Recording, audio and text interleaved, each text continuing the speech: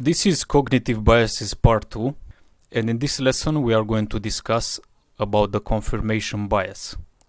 So this is the second bias that I wanted to discuss in this course, because it's a very important bias that can make you lose trades and not respect your system. So if we check Wikipedia again, here I have the list of cognitive biases in Wikipedia. Those are many human biases here discovered by scientists along the history. And we have here the confirmation bias, which is the tendency to search for, interpret, favor, and recall information in a way that conforms or supports one's prior beliefs or values. People display this bias when they select information that supports their views, ignoring contrary information. Probably you can already think about what this means. This bias also applies in science and in politics and in day-to-day life. So when two human beings have a discussion and each of them has a different point than the other, many times you'll see that many people, they adopt a point and they use only arguments and information that supports their point, ignoring the information that goes against their point.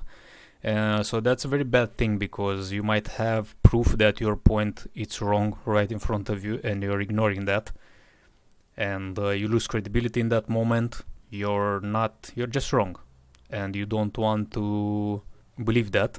And in those days you see around the world, people just, to avoid conflicts, they just say, yeah, everyone has different beliefs and perspectives. They like to use this word perspective, which is, look, some perspectives are wrong. That's just the reality. So sometimes if you want to be successful in life, you just have to realize that some perspectives are wrong and just analyze them. You can have them, but just be aware that they're wrong, and maybe you will change it. And of course it's okay when people just want to avoid conflicts. That's very good. I like to believe that this is just a social game, and yeah, we do that. We want to avoid conflicts. Maybe there is someone that is not as informed as I am. It doesn't have my life experience. It hasn't done as many things as I did, and he's trying to contradict me. I'm not going to argue with that person. I'm just going to say, well, yeah, whatever. That's okay.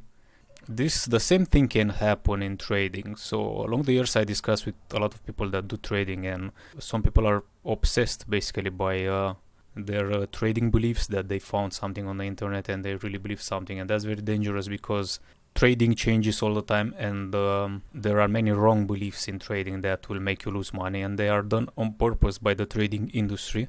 So who invented this game made sure that there are going to be some things in there that are very confusing. So one thing that I like to tell everyone is that every asset has his way of moving. There are assets that move, that are correlated, but not all of them, they move in the same way. That's why you can have different adjustments to your trading strategy depending on the asset that you're trading. So that's very okay. There is no problem with that.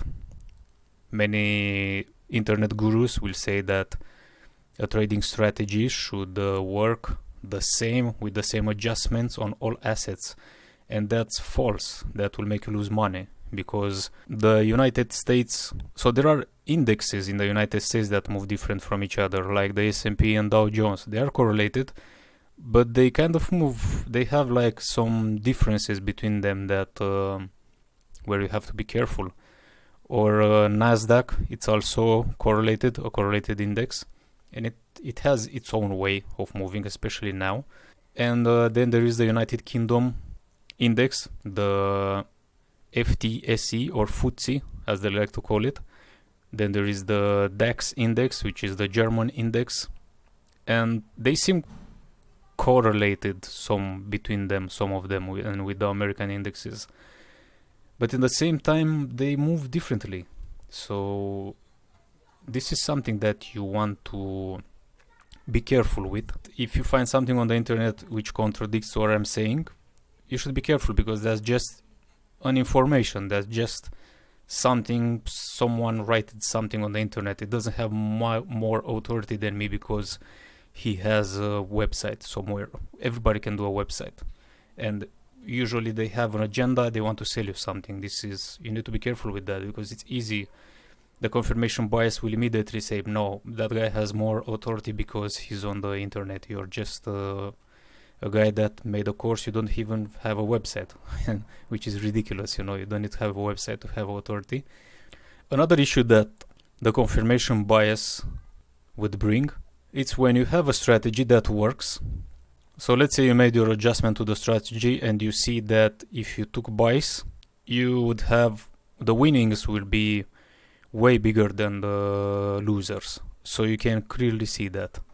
But then let's say that, for example, you have a signal here and you see the price meandering around. You don't like that. But you see those bullish candles, and somewhere on the internet you see some positive news about the Bitcoin. So something that says Bitcoin is going to become $1 trillion in 1 year or something like that. Something ridiculous that there are a lot of ridiculous news even about Bitcoin. And you're thinking, look, this seems like it goes up, so maybe I should risk more on this pair because of that positive news. And a few days later, you get this and you lose 3 times more money than you should normally lose on a losing trade. So this is when confirmation bias can really make you lose money. Because you have a simple signal, you should just take the risk that you have, put it here or below the moving average.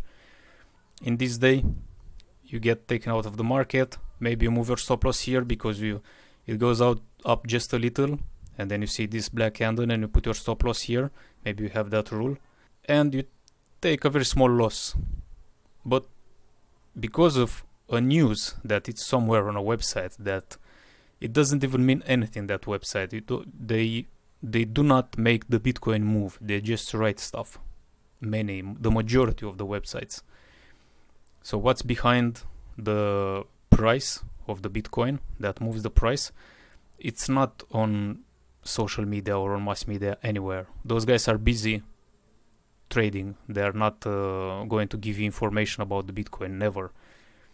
That's why you see that Bitcoin takes off without many people and they buy late and they get burned, because this is how it works.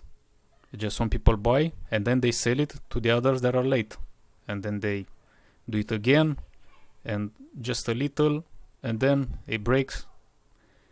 Here it breaks everyone.